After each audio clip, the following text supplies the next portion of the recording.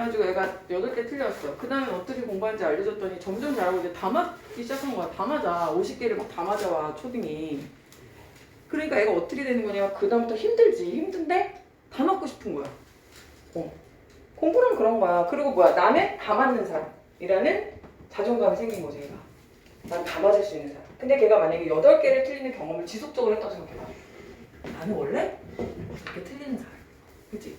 이게 너희들한테도 그대로 적용돼.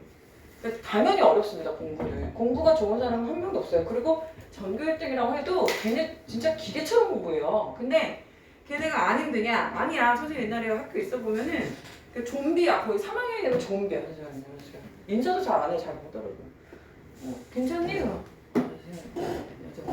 책을 막 여기다 이렇게 쌓아놓고 공부하거든? 근데 걔네가 왜 공부하겠어? 자존감. 나는 잘한다. 나는 괜찮은 사람. 난 숙제를 꼭 해가는 사람. 그게 기분 나쁜 경험이 아니잖아. 그치? 숙제를 항상 해가는 게 나쁜 경험이야? 기분 더러워? 숙제 다 해가더니 아 짜증나. 이거 아니잖아. 안 했을 때 찝찝하잖아. 내 정상적인 학생이라면. 그치? 그런 경험들이 매일매일 쌓이고 그러다가 내가 40점을 얻다가 어느 날 60점이 되고 60점을 얻다가 80점이 되고 그럼 90점이 되고 그럼 내려오기 싫은 거야. 선생님 지금 다이어트 정책이거든? 10일 동안 4kg가 빠졌는데 그 뒤로 2주 동안 1kg밖에 안 빠졌어. 그러니까 사람이 어떻게 돼? 하기 싫어지더라고. 똑같아 공부도. 그치? 해가잖아. 해 나가는 거야. 당연히 힘들지. 근데 5학년도 그러고 있어. 5학년도. 그래서 이제 걔보고 기숙학교로 가라 이랬더니 자기 집이 좋은 것 같대. 기숙학교 거기 가는 게 목표로 이제 선생님 지인 딸하고 같이 되게 친하거든 서로. 같이 거기 보내기로 우리끼리 약속했는데 여러분도 그런 목표를 가지고 하시면 좋겠고 일단 일반고를 선택한 친구들은 내가 왜 일반고를 선택했는가에 대해서 다시 한번 생각해보고 들어가셔야 돼. 이제 내가 가서 뭐 해야 돼? 일반고 간 사람 전략이 뭐야? 일반고 간 사람 전략 있어야지. 대유에는 집 가까워서 갔어요. 집이 가까워서 왔어? 자, 집이 가까워서 왔고 또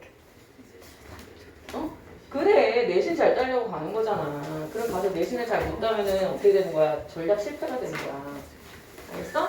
내신 전략을 잘 따고 보통 선생님 보니까 여기 동탄 지역이 일반고 친구들의 전략은 이렇더라고요. 일반고로 가서 인서울을 가면 좋겠다. 보통 이렇게 생각하는 것 같더라고. 그치? 선생님이 이제 보내보니까 2점대 초반까지는 지금 인서울을 보냈어요. 뭐 국민대 뭐 이런 데 있지. 숭실대 이 정도는 갔고 그러니까 최저를 못 맞히는 경우는 이제 끔찍한 경우죠. 최저는 좀 맞추면 더 유리합니다. 확실히. 근데 최저가 그렇게 어렵진 않아요. 그러니까 뭐 스카이는 뭐 아예 원래 어렵고 그렇게 막 고대급 이런 데는 되게 높지만 주요 대학들은 최저 맞추기가 어렵지만 약간 중하위권이란다. 서울에서의 중하위권, 인서울에서의 중하위권 대학들은 어렵지 않습니다. 그리고 그 마치는 순간 굉장히 많이 올라가요, 자기. 그리고 학점 관리는 필수입니다. 학점 관리는 무조건 하셔야 돼요. 그 학점 관리를 물론 뭐 코칭을 받으면 더 좋지만 그거는 이제 아이들마다 다 조건이 다르니까 그거는 뭐 유튜브를 봐도 되고 의지만 있으면 돼. 솔직히 내가 볼 때. 의지가 있으면 유튜브 보고 해도 됩니다. 의지가 없으니까 문제인 거야. 가만히 있으면 가만히가 되기 때문에 어쩔 수 없이. 왜냐면 코칭을 받으면 선생님이랑 만나야 되니까 숙제를 내주고 뭘 하라고 이제 디렉션이 가는데 그냥 가만히 있으면 가만히가 되니까 이제 하라는 거지. 만약에 본인이 의지가 있으면은 따라서 하시면 돼요. 그리고 일반고뿐만 아니라 특목자가도 그렇게 자기가 움직이지 않으면 기대할 게 없어요. 그리고 학교에다가 의존하시면 안 돼요. 절대. 알겠죠? 복불복이에요. 어떤 선생님 만나느냐가 되게 중요하고 어떤 담임을 만나느냐가 중요하고 그렇습니다. 경모가 안 왔죠 지금? 경모 안 왔고 나은이 안 왔나요? 나은이? 나은이 왔구나. 미안해. 나연이랑 헷갈렸어. 보빈이 왔고 보빈이 숙제 올렸니? 네. 너도 서프라이즈니? 그지? 서준이 밴드를 했고 이진이 밴드가 엄청 많구나 오늘. 수빈이 왔고 지원이 왔고 지호가 안 왔네. 지호도 왔던가? 지원이, 시은이 왔죠? 윤재 안 하네? 왜? 들어갔었어? 아이고. 연락이 없어가지고 모르겠네. 경험이 없었나 보다. 연우도 오늘 밴드인가? 창민이 왔죠? 민준이 왔고 올해도 다 왔구나. 경모 레온이 소환이도 몇 명이지? 유지호 여기가 유지호 왜 여기가 있지? 유지호 나한테 신고했니? 연우는 신고한 거 같고 이진 신고했고 경모 자 아이고 우리 아가들 원래 오늘 문법 시험 보기로 했었잖아 맞지? 공부해왔어? 너무 애들이 많이 안 와가지고 시험을 못 보겠네 땡 잡았다 그지? 오늘 문법 문학 많이 할게요 자 문학에서 시 문제 하고 싶어 소설 문제 하고 싶어? 오늘 소설 문제 해볼까? 응? 소설 문제 할까? 뒤에 문제 꼭 닫아줄래요? 오늘 뭐 할 거냐면요 소설 2편 정도 할 건데 오늘 되게 중요한 소설 할 거예요 물론 이게 바로 나오진 않아요 중학교 고1 가서는 잘 나오진 않고 물론 이제 특목고나 자사고 이런데 뭐 기숙학교 이런 학교에서 배울 수 있습니다 당연히 올라가자마자 자 어디 할 거냐 우리 구호문까지 했잖아요 그죠? 오늘은 운영전과 홍계어전 하겠습니다 자, 얘는 특징이 있는 애들이라서 얘네 둘을 먼저 할 건데 110쪽으로 가보죠. 자, 선생님이 진짜 니네랑 내 집 가서 고등학교 가서 첫 번째 시험 진짜 잘 봐야 되거든요. 근데 쉽지 않을 거예요. 쉽지 않을 거예요. 그래서 고등학교에서 내 진짜 실력을 확인하는 순간이다 이렇게 보면 되거든요. 그때 좀 잘해줬으면 좋겠어요. 그래서 다음 주까지는 우리가 이렇게 수업을 하고 3월 첫 주부터는 학교별로 교과서별로 찢어서 수업하는 거 알죠? 나눠서? 근데 약간 지금 뭐 문제가 생겨가지고 병정고가 오후로 갈 수도 있어요. 그 나머지 친구들이 무슨 교과서더라? 정연고랑 거기 어디더라? 나 교과서가 생각이 안 나지? 아무튼 한두 개 교과서 정도가 변경이 될 수도 있어서 그거는 확정이 되면 제가 이번 주 안에 다음 주구나 내일이나 모레쯤 공지할 거거든요. 여러분한테도 보내드릴게요.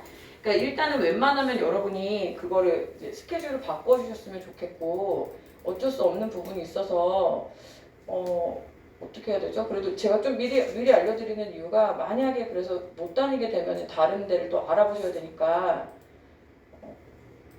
어떡해요? 미안해요. 근데 거의 웬만하면 맞추긴 했어요. 얘들 맞춰놨는데 반대 가면 안 돼요? 다 맞춰놨는데 알겠지?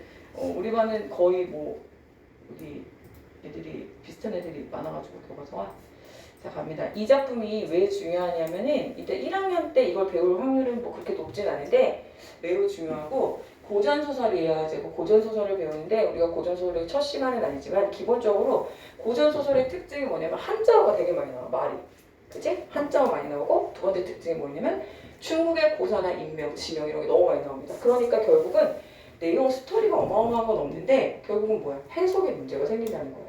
그럼 다시 말하면 무슨 뜻이냐면 고전소설을 많이 읽어본다는 건 그만큼 적응력이 굉장히 높아진다는 뜻이에요. 그래서 고전문학의 특징은 공부를 많이 하면 많이 할수록 점점 쉽고 재밌어진다는 겁니다. 결론은 많이 하라는 얘기죠. 알겠죠? 그 다음에 그 다음에 또 제가 그 고사성어나 이런 게 고사나 무슨 인명, 지명 이런 게 나왔을 때는 뭐 할 필요 없다, 쫄 필요 없다고 했어. 그지? 다 뭐라고? 중국의 인명, 지명인데 그 내용 자체가 그건 인용의 경우가 많아요. 인용. 그 내용을 설명하기 위한 인용의 경우가 많기 때문에 몰라도 풀 수 있는 경우가 많다. 앞뒤 맥락을 생각해라 라고 있습니다. 자, 운영전은요. 거기 되게 중요해요. 써있죠? 국녀 운영과 자 김진사의 신분을 뛰어넘는 사랑이에요. 자 우리가 소설이라고 하는 것이 무엇이다? 형상화 과정이다 라고 했을 때 제목이고요. 제목 봐야 되고 그 다음에 누구 찾아요? 혼자 하지 않게 해줄래요? 서술자를 찾으라고 했어요. 서술자가 여러분한테 뭘 들려주냐면 이야기를 들려줍니다. 그 이야기를 통해서 주제를 드러내는 거죠. 맞습니까? 그쵸? 그럼 이야기 속에 담겨있는 게 뭐예요? 우리가 파악해야 되는 정보가 인물, 이거 너무 중요해 얘들아. 이거는 항상 따라다녀야 됩니다. 배경이 따라다닌다. 작가는 무슨 얘기를 하고 싶어서 이런 인물을 등장시키는 거지? 정보 파악하세요? 공부할 때 이렇게 실제하셔야 돼요. 이들 사이에서 이런 사건을 일으켜서 뭘 말하고 싶은 거지? 이게 계속 따라다녀야 돼, 알았지? 제일 안 좋은 게 선생님 수업 들으면서 그냥 막 필기하는 거야. 그냥 이유도 모르고 그냥 필기하는 거야. 전체적인 아웃라인을 알아야 돼요. 왜 이런 배경으로 굳이 이런 갈등 관계를 왜 만든 거지? 이런 관계를 왜 만든 거지? 파악하시고 왜 이런 시간적, 공간적 배경을 설정한 거지? 알겠죠? 그 다음에 얘는 문학이기 때문에 문학 자체가 가질 수 있는 서술상 특징. 왜 이런 서술상 특징을 쓰는 거지? 이 문제로 나올 수 있고 구절, 그 다음에 한자성어 나올 수 있어요. 별표 찍기야. 이거는 어디서 주로 나오냐면 고전소설에서 주로 나옵니다. 현대소설에서도 나오는 경우가 있지만 대부분 고전소설이고 그 다음에 고전소설에만 또 특별히 더 많이 나오는 게 뭐냐면 보시면 아시겠지만 대화가 되게 많고요. 한 인물이 혼자 굉장히 구구절절 얘기하는 부분들이 되게 많아요. 의외로 현대소설에 비해서 기본적인 내용은 다 똑같은데 거기에 보면 이제 말하기 방식이나 내용 뭐 이런 것들이 조금 좀 추가적으로 나올 수 있어요. 물론 현대소설에도 나오지만 고전소설이 훨씬 많이 나옵니다. 자, 그 다음에 이제 문제를 볼 건데 첫 번째, 윗글을 통해 알 수 있는 사실로 적절하지 않은 것은 뭐예요? 내용 파악 문제죠? 내용 파악 문제는 무조건 소설에서 나온다고 했습니다. 줄거리 파악하시고 넘겨보겠습니다. 서술상 특징 나왔죠? 그죠? 자, 그 다음에 3번을 보시면 보기예요. 보기는 힌트이자 기준이 될 수 있다고 했는데 힌트이자 기준이라고 하기에는 여기는 기준에 더 가깝네요. 그죠? 여기서 크게 나눠보면 공간적 배경이 왜 중요하냐면 우리가 줄거리를 한 번에 파악할 수는 없기 때문에 줄거리를 어떻게 장면 단위로 끊어보세요 라고 말했잖아요. 그죠? 근데 공간이 바뀌었다는 건 무슨 뜻이죠? 장면이 구분된다는 뜻이에요. 그죠? 그러니까 이건 공간이 구분됐다는 거는 이걸 기준으로 판단을 해봐야 된다는 겁니다. 재밌는 건 수성공, 그 다음에 현재가 있고 과거가 있고 그 다음에 무효의 집이 나와요. 자, 그 다음에 윗글에 A에 나타난 인물의 정서. 자, A 여기 보니까 얘들아 별표 한번 쳐보자. 고전소설에서 또 많이 나오는 게 뭐냐면 서술상 특징 중에 중간에 시를 삽입하는 경우가 되게 많아요. 당연히 시험 문제, 당연히 시험 문제. 현대소설에서 여러분 중간에 주인공이 시 읊는 거 본 적 있어요? 갑자기 6.25 전쟁 중에 포로 수용소에 갇혀있던 주인공이 갑자기 일어나서 시를 읽거나 이런 거 되게 부자연스럽잖아. 근데 고전소설에서는 되게 많아.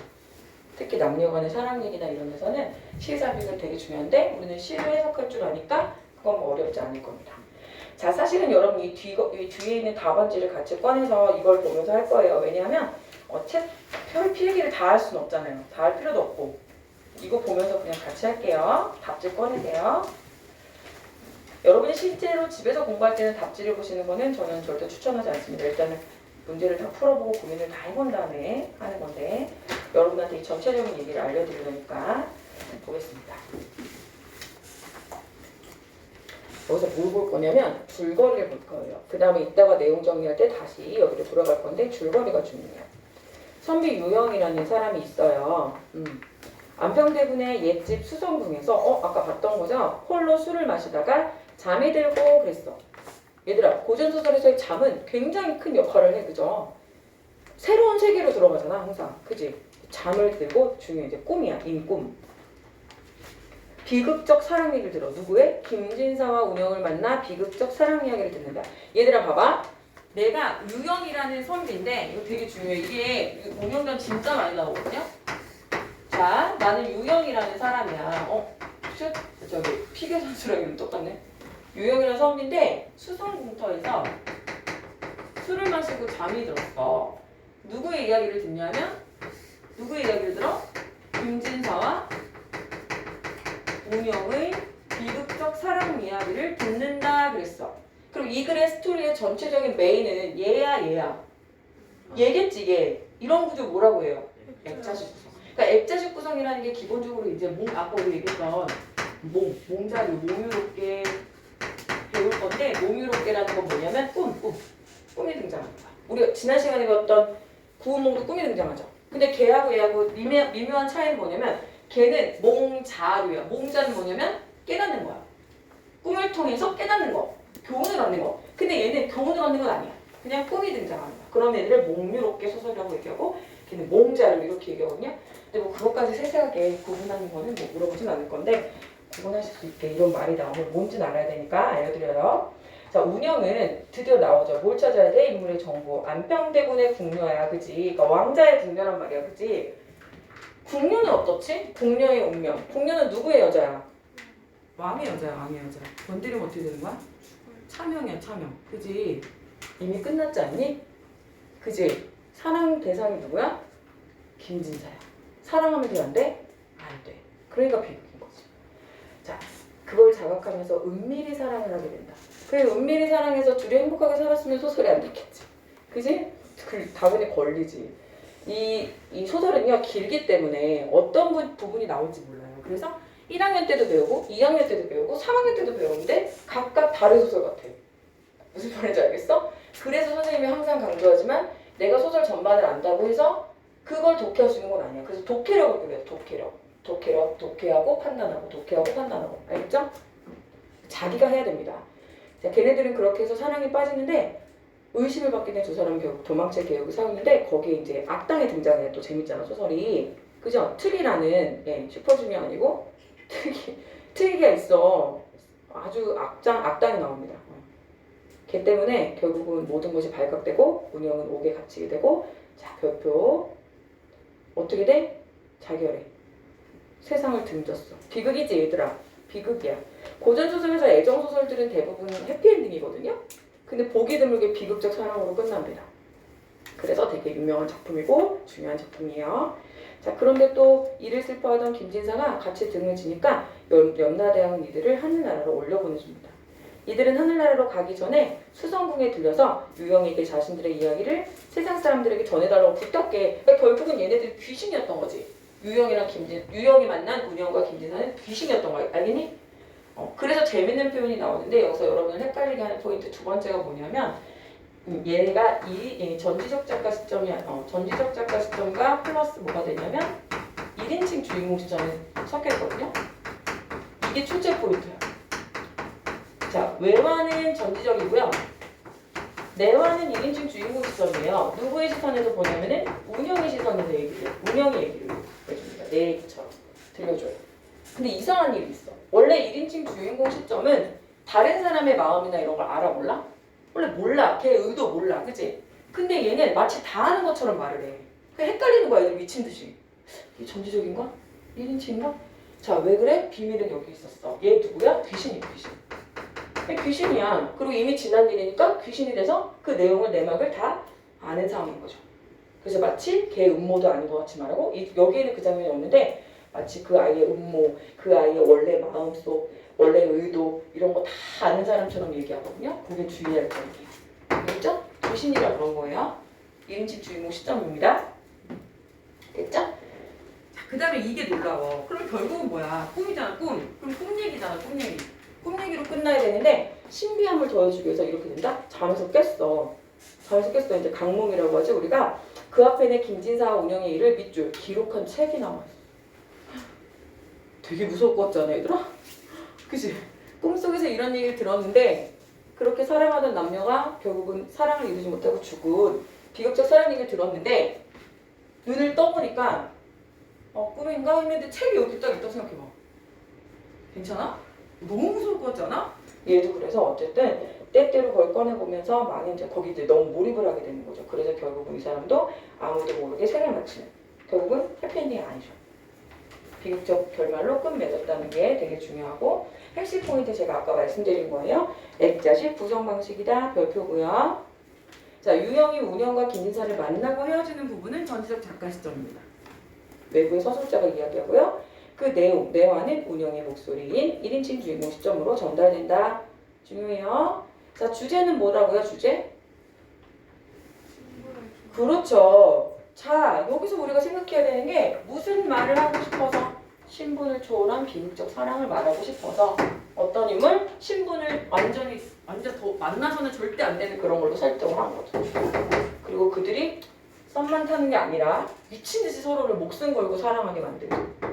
근데 그걸 만약에 주변에 악당들이 없다든가 아니면 그걸 만약에 이 안평대군이 그렇게 좋냐? 둘이 살아라. 이러면 안 되겠지. 갈등. 그럼 그 갈등은 왜 일어났냐면 그 구시대 어떤 봉건적 질서를 보는 거잖아. 신분제 사회.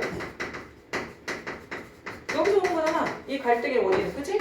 그러니까 이 사람은 이런 걸 비극적으로 결말을 맺음으로써 이런 거에 대한 어떤 경종을 울리는 거죠. 이런 거에 대해서 비판적으로. 그치? 궁녀가 얼마나 가엾고 궁녀가 얼마나 힘들게 살아가고 신분적 어떤 질서가 만든 폐단에 대해서 말하고 싶은 것도 있겠죠. 이해됐어요? 궁녀의 신분 해방에 대해서 말하고 싶은 것도 있을 거예요. 맞습니까? 그렇게 정리하시면 돼요. 소설은 이렇게 보시면 아주 쉽습니다. 그래서 거기 정리해 볼게요. 그래서 이루어질 수 없는 사랑, 죽음을 통해서 사랑을 성취하면서 어떤 자유연애 사상이나 어업적 봉건 질서에 대한 저항을 드러내는 것이기도 하다. 됐어요? 됐나요? 그럼 본문 갈게요. 선생님 진짜 되게 자세히 해주고 있어. 그래서 선생님이 조금 미안한 건 단아가기로 원래 했었는데 좀 무리가 있긴 했었지만 아주 쉬운 소설들이나 아주 쉬운 것들은 좀 건너뛰었어요. 몇 개 없긴 하지만 그거는 만약에 더 궁금한 게 있으면 질문하시면 되겠습니다. 해보고 갑니다. 안평대군에 궁녀했던 웅영은 수성궁에서 그 안평대군의 궁 김생을 우연히 만나. 김생이 누구겠어? 고전소설 주의해야 될 점은 인물을 드러내는 인칭이 되게 많아요. 지칭어가 되게 많아. 김생이 누구겠어? 김진사겠지. 우연히 만나 첫눈에 반한다. 밑줄 쳐볼게요. 신분차에 의해서 벌써 갈등이 예고되고 있어요. 두 사람은 남의 눈을 피해가지고 금지된 사랑을 나누지만 결국 탄로나 우령은 자살하고 김생도 따라 죽는다. 천상에서 다시 만난 두 사람이 옛일을 생각하며 수성궁을 논의던 중 마침 유영을 만나 사연을 이야기한다. 그럼 이 다음부터 뭐야? 이야기하는 내용이 나오겠죠. 그죠? 누가 말하고 있다고 그랬어? 내화에서는 들어볼까? 자, 뭐 잘 구분해야 돼. 누가 누구에게 말하고 있는지. 진사가 붓을 휘날릴 때 멍울이 나의 손가락에 잘못 떨어지니 이때 나가 누구겠니? 이거 찾아야 돼요, 여러분. 운영이 되겠죠. 나는 진사, 김생. 붓을 막 쓰다가 멍울이 나한테 튄 거야, 얘들아. 썸을 시작. 알겠지? 마치 파리의 날개와 같더구나. 근데 봐봐. 너무 이상해서 뭐야, 어떻게 영광스럽게 여기고서 씻어버리지 않았대. 벌써 뭐야. 얘들아, 이런 거 인물의 행동을 통해서 인물의 심리를 파악해야 되잖아. 왜? 뭐야? 씻어버리지 않았다는 건 뭐야? 벌써 좋아하기 시작한 거지. 좋은 거지. 그래갖고 씻어버리지 않았더니 옆에 그 궁인들이 모두 바라보고 빙그레 웃으며 등용문에 비하더군. 등용문 너네들 입시학원 이런 거 많이 써있는데 입시의 등용문 들어봤니? 등용문? 용문에 오른다는 뜻이야. 입신 출세. 영광이라는 뜻이야. 영광. 알겠죠? 입신 출세. 시간을 재촉하거늘 대군이 몸을 가누지 못하며 이 안평대군이죠. 이렇게 표시하면서 안평대군이구나. 졸면서 말씀하시더라. 네, 취했도다. 그대로 물러가시고서 내일 아침에 뜻이 있거든 검은고를 가지고 오라는 식구를 잊지 말지어다 해서 내일 아침에 뜻이 있거든 검은고를 가지고 오너라 라는 식구를 읽지 말지어다 라고 했어. 아마 이 식구가 김진사가 쓴 거겠죠. 내일 아침에 뜻이 있거든 검은고를 가지고 오라. 이튿날 대군은 제3 거듭 그 두 수의 시를 읽고서 탐복하여 말씀하시기를 마땅히 금보와 더불어 장을 다툴 수 있으나 그 청아한 시태에 있어서는 앞섬이 있어. 얘들아 이게 무슨 말이야 도대체. 그치? 그러니까 너희들이 너무 궁금한 단어들은 찾아봐도 좋은데요. 웬만한 건 그냥 안 읽어도 무슨 말인지 맥락만 읽고 가면 돼요. 자, 무슨 뜻일 것 같냐면 자웅을 다툰다라는 거는 뭐냐면 우열을 가리기 어렵다는 거야. 용호상박, 막상막하 이런 말이 있죠? 근데 이 누군지 모르겠지만 얘 뭐야? 글 잘 쓰는 애겠어? 못 쓰는 애겠어? 상식적으로 생각을 해봐 지금. 봐봐. 탐복했어. 그 두 수의 시를 읽고 탐복하면서 말했어. 금보와 더불어 와 막상막하다. 얘 글 잘 쓰는 애 못 쓰는 애야. 시이겠지. 알겠지? 금보 뭐지? 그러지 말란 말이야. 맥락상 해결하란 말이야. 청아한 시태. 시 잘 썼다 못 썼다라는 거야. 잘 썼다고. 청아한 시태에 앞섬이 있어. 앞섰다고. 무슨 뜻이야? 열나 잘 썼다. 짱이다. 그치? 지렸다. 니네 말로 찢었다. 미안해. 너무 이해가 헛되지 근데. 진짜 찢었다. 대박. 이런 뜻이야. 근데 이거를 막 여기 하나에 함부로 해버리면 너무 어려운 거예요. 나는 이로부터 자 나는 누군지 계속 따라갈게. 하시겠잖니? 대화하고 있네. 누구한테 하는 말인가 봐. 나는 이로부터 누워도 능히 자지를 못하고 밥맛은 떨어지고 마음이 괴로워서 허리띠를 푸는 것조차 깨닫지 못했는데 자 무슨 뜻이야? 한마디로 상사병에 걸린 거지. 잊지 못해가지고 누구를? 김생을. 뭐 하는 거지 우리 지금? 스토리 파악. 맞지? 운영이 어떻게 하는 거야? 김생을, 김진사를 사랑하게 된 내용 아니야. 그치? 너는 느끼지 못하였더라. 대화 내용이야. 잘하는 친구 같은 동료. 그럼 이 너가 누구야? 잘하는. 알겠지? 그럼 얘가 누구한테 말하는 거야? 이게 파악을 해야 돼. 운영이 김진사한테 반한 스토리를 친구한테 얘기하는 거야. 잘하는한테. 니네도 그럴 수 있잖아. 대박 어제 독서실에서 그 선배가 음료수 마시다가 콜라가 이렇게 탁 탔는데 장난 아니야. 진짜? 그 선배? 정교회장 오빠? 막 이러면서 그러는 거지 니네가. 대박 너 대박 좋겠다. 출세했어. 알겠지? 맞았지? 그래 내 잊었었군. 이제 너희 말을 들으니 정신이 맑아짐이 마치 술 깬 것 같구나 라고 하더이다. 이건 이제 누구한테 얘기해 주는 거냐면은 유명한테 얘기를 해주는 거지. 친구가 그렇게 말했다.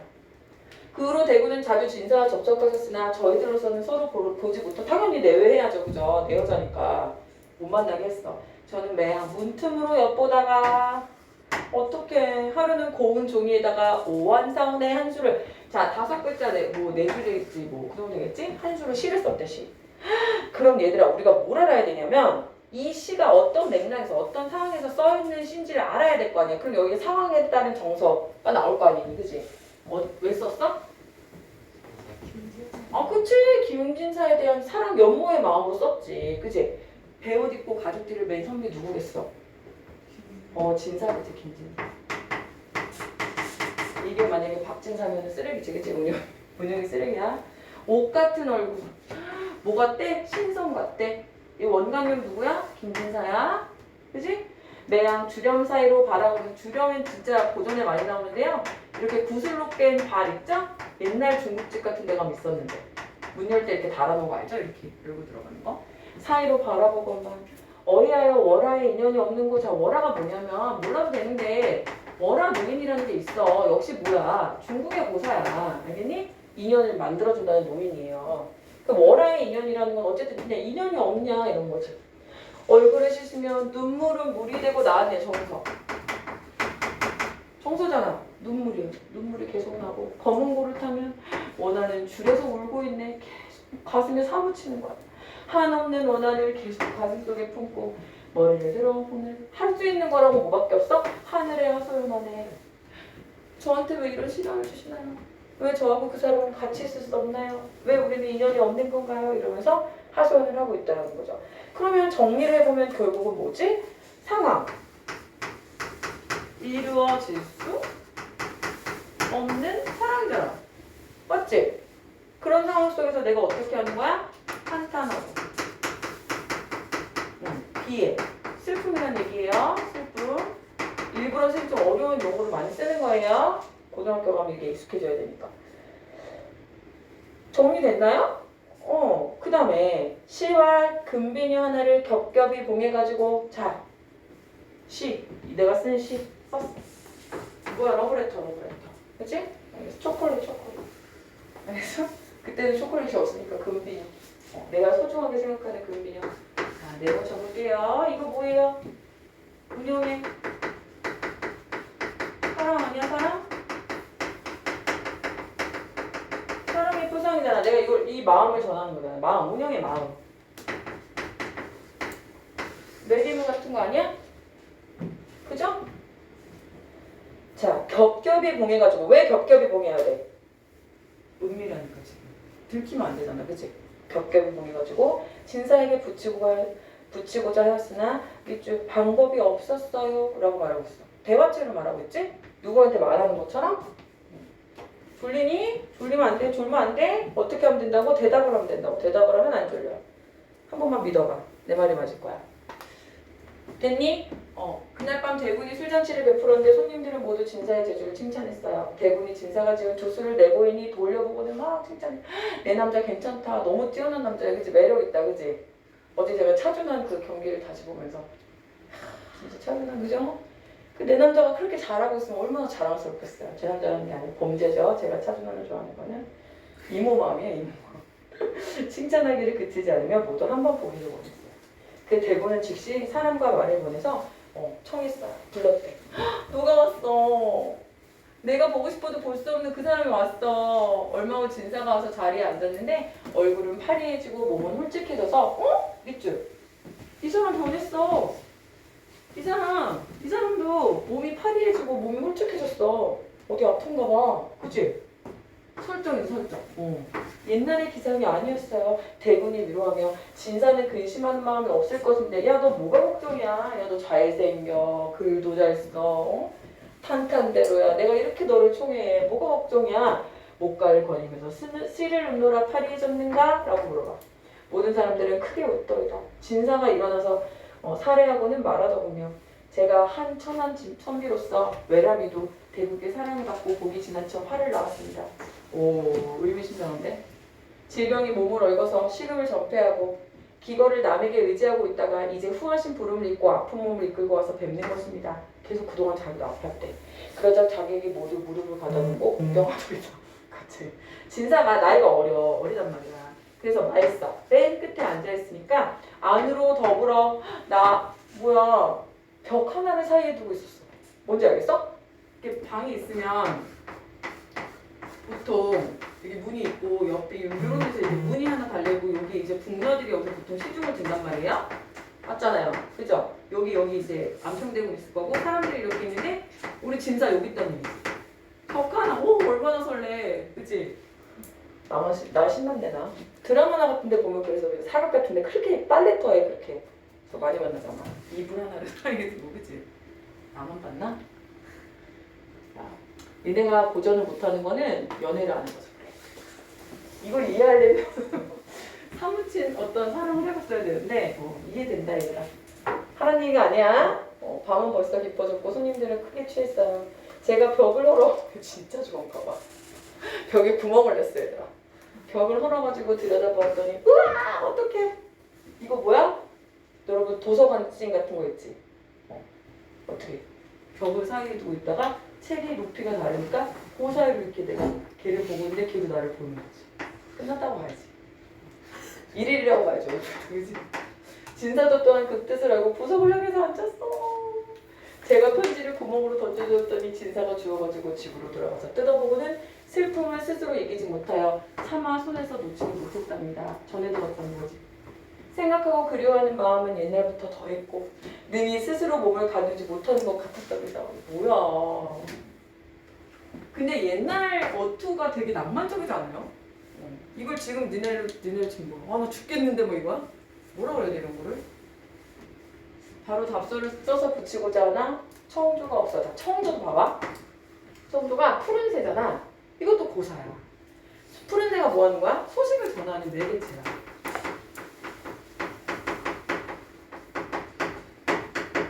근데 봐봐 니네 모르잖아 이거. 고사까지 우리가 어떻게 알아. 근데 맥락을 봤을 때 뭐야? 붙이고 싶은데 뭐가 없다니까. 전해줄 사람이 없다는 뜻이지. 그치? 홀로 근심하고 탄식할 뿐이었습니다. 하루는 동문 밖에 사는 무녀가, 자 드디어 무녀가 등장합니다. 무녀. 영희양으로서 명성을 얻고 대군의 궁에 드나들면서 매우 사랑과 신용을 받고 있다는 소문을 듣고 야 진사가 그 집까지 가네. 자 봐봐 여기서 만약에 무녀가 없어 그럼 얘는 다시는 못 만나는 거야. 그치? 마음을 전할 방법이 없는 거야. 그치? 설정. 무녀를 또 등장시킵니다. 그 무녀는 나이가 아직 30도 못 되는 예쁜 얼굴의 여자로서 일찍이 과부가 되고는 음녀로 자처하고 있었는데 진사님이 옴을 보고는 주찬을 성대에 갖춤으로써 대접함으로 진사는 잠을 자고 이게 무슨 뜻이냐면 너희들이 아직 어려서 모르겠지만 이 그 대부분의 고전 소설의 주인공이 어떻다고요? 제자가인이라고요. 잘생기고 재주도 많고 똑똑하고 막 집안도 좋고 막 그렇다고요. 그런데 이 여자 입장에서 그런 남자가 왔단 말이야. 음탕한 여잔데 그냥 보내고 싶지 않겠지. 그래갖고 이제 수작을 거는 거지. 술과 안주를 막 성대에 갖추고 대접하는데 내 남자 짱이다. 유혹에 넘어가자. 맛있지 않아? 멋있지? 말하기를 오늘 바쁘고 급한 일 있으니 내일 다시 오겠소 했답니다. 다음날 뚜간이 그렇게 함으로 진사는 감히 입을 열지도 못하고 또 말하기를 내일 또 오겠소 했답니다. 문현은 진사의 얼굴에 속된 티를 벗어난 것을 보고 마음속으로 기뻐했대. 그러나 연일 진사가 왔다가 말 한 번 하고는 초연히 앉아있으니 문호가 또 말하더랍니다. 과부의 집에 젊은 남자가 어찌 왕래하기를 꺼리지 아니하시는지요? 그랬더니 점이 신통하다던데 어찌 내가 찾아오는 뜻을 못하겠냐 했더니 영전에다가 이제 점을 치는 거야. 방울을 들고 전대로 걸으면서 온몸을 추운 듯 떨며 한참 몸을, 그러니까 그때 무당도 똑같은다, 그지? 방울을 흔들면서 몸을 떨고 입을 열어 말하더랍니다. 당신은 정말로 가련합니다. 자, 무녀로 설정을 함으로써 또 어떤 효과가 있냐면 봐봐, 미래를 보는 거지. 미래를 지금, 그치? 불안한 방법으로서 그 뜻을 이루기 어려운 계교를 성취하고자 하니 다만 그 뜻을 이루지 못할 뿐 아니라 3년이 못 가서 황천 사람 뭐 죽으로 가는 거잖아. 황천길로 들었다 뭐 이런 얘기 들어봤죠? 그래서 진사가 울면서 살해하고는 당신이 비록 말하지 않아도 내가 다 알고 있습니다. 하지만 마음속에 맺힌 한은 100가지 약으로도 풀수. 어떻게 이렇게 사랑해? 부럽다. 만일 당신으로 말미암아 다행히 편지를 전하기만 된다면 죽어도 영광이래. 너무 사랑합니다. 너무 사랑합니다. 뒤에는 안 어렵죠?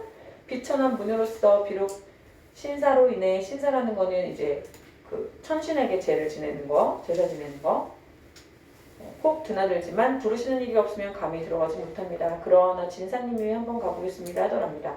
진사가 품속에서 편지를 내주어서 말했습니다. 잘못 전하고 화의 기틀을 만드는 일이 없도록 하여주오가 조심히 다녀와 이 뜻이지. 재밌죠? 이 소설 재밌지 않아요? 비극적이라서 더.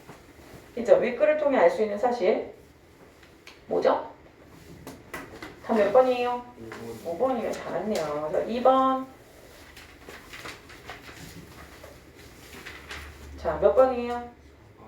왜냐하면 이 부분에서 뭐냐면 서술자가 직접 관찰한 내용임을 알 수 있다. 결국은 이거 시점 물어보는 거예요. 직접 관찰한 거예요? 누구한테 전해 들었어요? 진사한테 전해 들었지. 진사가 이제 나중에 만나서 얘기해 주는 거죠. 내가 그때 사실 문효한테 들은 게 아니고, 왜냐면은 보면 이런 얘기들을 자기가 갔다 왔다는 거잖아. 말씀했답니다. 진사가 품속에서 편지를 내주어 말씀했답니다. 어쨌든 전해 들은 얘기죠. 문효한테 들었을 수도 있겠고, 뭐 문효를 만날 수 있었는지 모르겠지만 그런 내용은 사실 나오진 않거든요. 근데 어쨌든 확실한 건 직접 관찰한 내용은 아니라는 거죠. 이런 거 잘 나와요. 이런 거. 이 궁전에서 있었던 일과 그 공간적 배경의 의미, 이런 거 다 올 수 있죠. 가 부분에서는 운영과 진사는 지난 일을 생각하고 있나요? 그쵸? 거기 와가지고 떠올리면서 누구야? 유영한테 그 얘기를 하고 있잖아요. 그 다음에 이 과거의 운영과 진사의 사랑이 이루어지기 어려운 공간이죠. 궁이기 때문에 진사가 자신의 목적을 이루기 위해 찾은 공간 맞고요. 가와 나로 이동을 하면서 역순행적 구성이라는 게 뭔지 알아야겠죠. 역순행적 구성이 뭐예요? 시간을 거슬러 가는 거거든? 거슬러 갔나요? 거슬러 갔죠. 진사가 나에서 달을 이동하면서 대군과의 갈등이 일어나요? 아니, 그런 내용은 없어요. 대군한테 어떻게 대적합니까? 그 당시에. 자, 4번 배표 칠게요. 이런 게 나온다고요. 근데 중요한 건 선생님, 우리가 한자성어 지금 시험을 여러분 너무 부담을 주는 것 같아서 안 봤는데, 그 토요일 반 애들은 아직도 시험을 보는 것 같아요. 그래서 우리도 좀 보긴 봐야 될 것 같아요. 그래도 돼요? 괜찮아요? 사실 그냥 여기 나오는 거 있잖아. 니네가 공부하면서 나오는 거. 선생님 개념 노트 정리하라고 했죠? 개념 노트에다가 여기 정리하는 거를, 나오는 거를 공부하는 걸 저는 추천해요. 그때그때 나올 때마다. 알겠죠? 왜냐하면 따로 외우는 건 우리가 이제 방학이라서 시키긴 시켰는데, 따로 외우면 맥락하고 연결이 잘 안 돼. 너네들이 그걸 적용하기가 쉽지가 않다? 근데 이렇게 되면 상황이 있잖아. 상황이 주어졌잖아요. 네, 그렇게 해서 찾는 거예요. 여기 우리 다 이 정도는 다 알죠, 근데. 그죠? 그리고 수능에서 나오는 것도 생각보다 그 한자성어가 미친 듯이 어려운 건 안 나와요. 보통 기출들에서 많이 그 정도 범위고, 중요한 건 5개의 뜻을 적으시오라는 문제가 나오는 게 아니기 때문에 한두 개 정도 모르는 거 있는 거는 또 맞힐 수 있습니다. 알겠죠? 더 이상은 뭐 거기다가 시간을 많이 쓸 필요는 없는 것 같고. 자, 그 다음에 이제 우리 답지로 다시 가보죠. 답지로 가서 내용 정리 한번 해볼게요.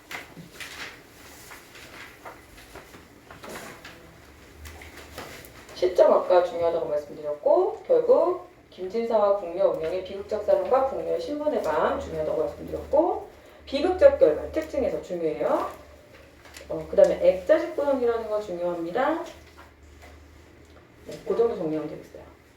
지금 시간이 조금 애매해서 통결점은 못할 것 같고 앞부분에 가시면 우리 통결점 다음 시간 할게요. 아니, 다음 시간이 아니라 쉬는 시간 지나서 할게요. 시조 있죠, 시조.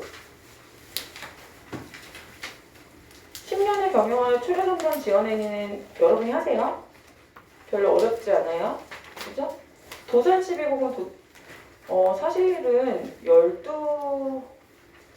12개의 곡으로 되어 있어요. 그래서 12곡이거든요. 이거는 여러분이 2학년 돼서 배우십니다, 원래. 그래서 요거는 선생님이 요거를 잠깐 하고 쉬는 시간을 갖겠습니다. 그죠? 그 다음에 개를 연합문이나 기대와 청래고자는 했죠? 대충? 네, 했고 오늘은 이제 송미인곡 규원과 두 개 더 나가는 게 목표예요. 자, 도산 12곡 보겠습니다. 도산 12곡도 아마 설명 이 뒤에 이 답지를 먼저 좀 보시면 거기에 도산 12곡 보고 쉴게요. 네, 이번 주부터는 시조를 좀 풀어줘야 되는데 시조가 여러분한테 제가 시조의 형식이나 이런 거 설명해줬죠. 그런 것들을 염두에 두고 하시고 제가 추천해드리는 거는 그 여러분이 갖고 계시는 그 531 그 시조 보면은 앞부분에 주제에 대한 설명들이 좀 나와 있어요. 그걸 꼭 읽어보고 풀어보시면 훨씬 도움이 됩니다. 그냥 바로 문제만 풀지 마시고 거기 보시면 앞부분에 뭐 사랑과 그리움하고 쭉 설명되어 있죠. 그 해제 부분을 반드시 보시고 보면 맥락이 좀 잡힐 거예요. 그래서 요거를 시조는 미리 풀고 가는 것이 좋습니다. 시조 익숙하게 가는 게 좋습니다. 자, 도산 12곡 설명 볼게요. 도산 12곡을 보시면 자, 평시조, 연시조라고 되어 있어요. 평시조로 된 게 연달아서 12개가 오기 때문에 평시조, 연시조라고. 책 못 받았어 혹시? 시조? 이따 줄게. 그 다음에 교훈적, 예찬적, 회고적 됐고 여기서는 왜 중요하냐면 여러분이 이거는 기억하기는 어려우실 거라서 이 작품은 퇴계 이황의 연시조로 작자가 말년에 안동의 도산서원 세고 생활할 때 느낀 가문과 항우의 경지를 읊은 것이다. 이게 중요해. 6곡, 전 6곡, 후 6곡 이렇게 나눠지거든요. 전 6곡을 언지라고 하고 후 6곡을 언합이라고 합니다. 그게 중요하고 그 다음에 얘가 뭐냐면 앞부분에서는 자연 친화적 얘기를 노래하고 후곡에서는 학문수양에 힘쓰는 마음을 노래했다는 게 특징이에요. 다시 앞에 6곡을 우리가 언지라고 하고 거기 써있죠? 그 밑에 써주세요. 자연 친화적인 삶. 자연 가운데서 깨닫는 것, 자연 가운데서 느끼는 것, 자연 친화적인 삶 이런 것들을 노래했다면 6개 뒷부분에 후 6곡 언학이라고 불리는 학자가 들어갔죠? 학자가 들어가서 그 배움에 학문 수양에 힘쓰는 마음을 노래했습니다. 그래서 2학년이 되면은 2학년 3학년 되면은 도산 12곡 전문을 배웁니다. 우리가 여기서는 그냥 여기 나와 있는 것만 해드릴게요. 되게 중요한 게 2개 나오게 돼요. 자, 이런들 어떠하며 저런들 어떠하려 거기 있죠? 야, 이런들 어떻고 저런들 어떠냐? 초야 우생이 초야 우생 여러분 눈치챌 수 있죠? 초야 무슨 뜻이에요? 초야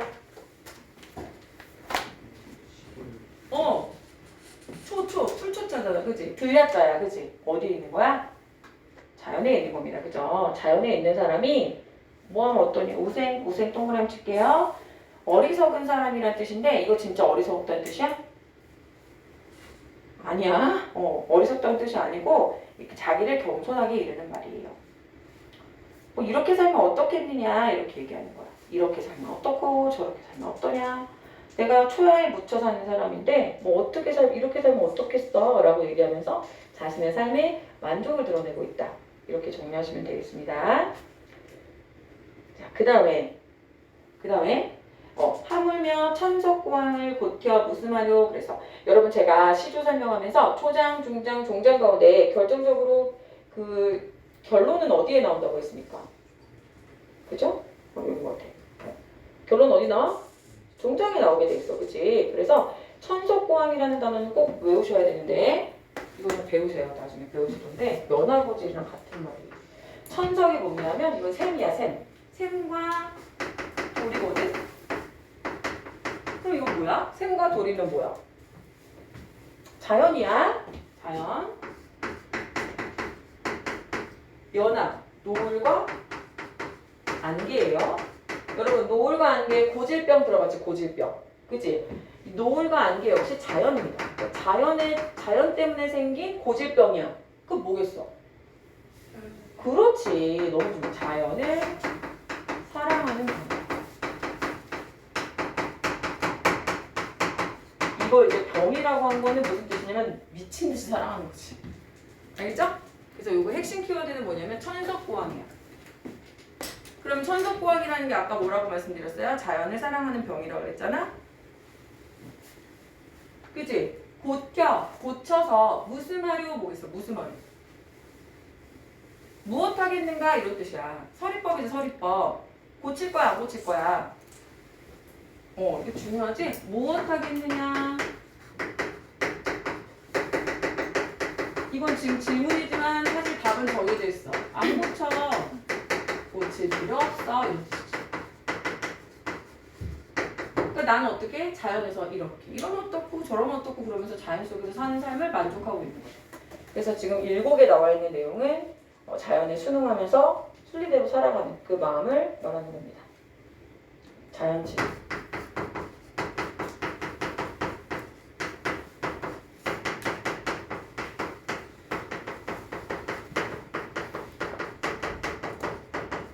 자연 친화적인 얘기다. 안 어렵죠? 이 도선 12곡의 내용은 아까 말씀드렸듯이 언지와 언학으로 되어 있고 6곡 이렇게 되어 있고 여기가 자연친하고 여기가 학문수야. 이것만 기억하시면 돼요. 일단 이렇게 구조가 되어 있다. 사실 내용은 쉽지 않지만 1학년 때는 안 배웁니다. 혹시 나오면은 그때 이제 공부 또 하시면 되고 시험법에 들어오면 이제 언학가입니다. 이것도 아주 잘 나와요. 이거는 선지 같은데 예로도 정말 잘 나와요. 되게 많이 들어봤어요. 이게 더 메인이에요. 더 중요합니다. 여기서 지금 둘 중에 하나를 고르라고 한다면 얘가 더 중요해요. 더 많이 나옵니다.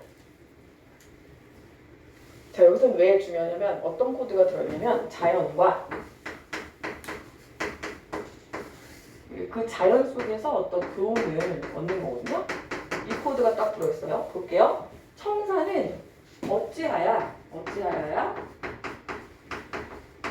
얘들아, 만, 백 이런 거는 동양에서 만, 백은 가득 찬, 많은 이런 뜻이에요. 그러니까 오랜 시간이잖아. 거의 영혼에 가깝게, 그치? 어때? 푸르르. 자, 그럼 질문. 변해, 안 변해? 안 변해, 그치? 불변해. 지속성을 가지고 있어. 얘는 끊임없이 푸르겠어. 그 다음에 유수, 흐르는 물. 자연이죠? 자연의 속성. 주야에 어찌하여 주야에 밤낮에 쉬어 안 쉬어?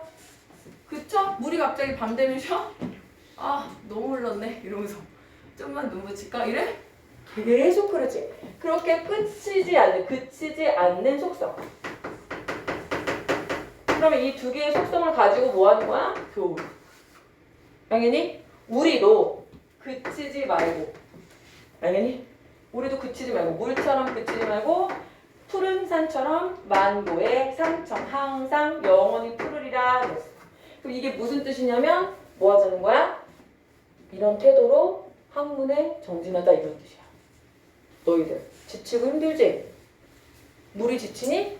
물이 그쳐? 우리도 어떻게 해야 되는 거야? 만고상청해야지. 그치지 말고. 제자들한테 어떻게 하는 거야? 나도 이렇게 멋진 선생님이 됐으면 좋겠다. 나도 시조를 이렇게 딱 써주면서 얘들아 푸른 산 봐. 갑자기 뭐 푸른 게 없어져? 흐르는 물 봐.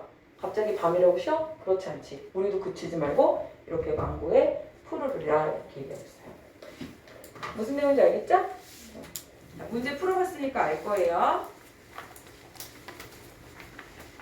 자, 감안의 공통점은 그래서 원래는 주제의식이 되게 크게 다른데 공통점을 찾으라고 했다는 것에서 당연히 뭐예요? 자연에 대한, 둘 다 지금 자연에서 가지고 왔죠? 자연에 대한 긍정적 태도로 들어보고 있다. 그럴 수 있고, 네. 자, 3번. 3번 해볼게요. 속세를 떠나 자연 속에서 살아가는 생활의 즐거움을 노래하고 있는 작품이야. 어때? 맞는 거 같지? 기억 딩동댕. 내적 갈등이 일어났어? 전혀 없죠? 니은 탈락. 여기서 자연은 단지 심미적 대상이라기보다는 심미적 대상이라는 건 아름다움. 그런 것뿐만 아니라 어지러운 현실을 벗어난 현실 도피의 공간이라는 것을 우리가 알 수 있는 부분이 있나요?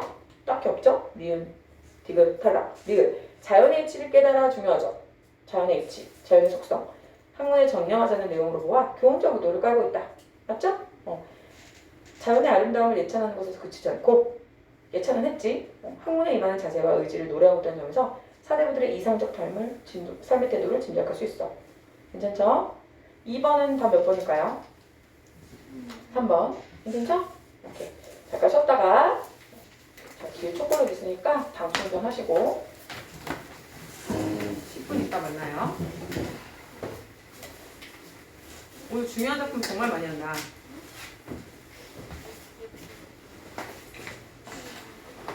선생님, 저 음.